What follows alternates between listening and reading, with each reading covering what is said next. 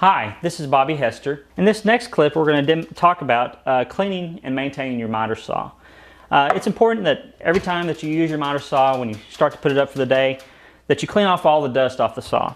The sawdust has sap in it from the tree, and over time that sap will bleed out and make the sawdust stick to your saw. And if you leave it on there for quite some time, you're going to have a hard time getting that sawdust off of your saw. It's going to leave just a gooey film on your saw. So if nothing else, you need to get a rag every time you use it and wipe it off. I like to get a compressor with an air nozzle and blow all the sawdust off the saw. Another thing that you may do if you don't have a compressor is to get a shop vac, and some of them allow you to reverse the flow and you can blow it off that way, or suck off as much dust as you can.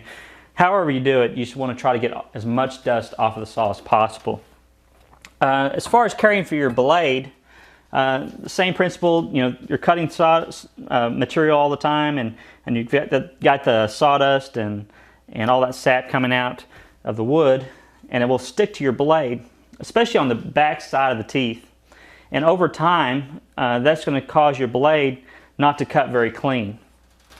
I like to get a rag with mineral spirits or paint thinner, something along those lines, and I would soak the rag and I would just wipe each individual tooth all the way around, and that will cut that sap off the blade. And once you finish that, then you're going to start having clean cuts again.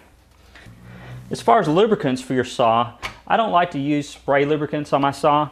I like to use something like this graphite lubricant. It's a powdered lubricant, and the difference is that graphite won't attract the dust. Sometimes if you'll spray different solvents on the saw, that'll attract dust and it'll stick there. So I like to use graphite.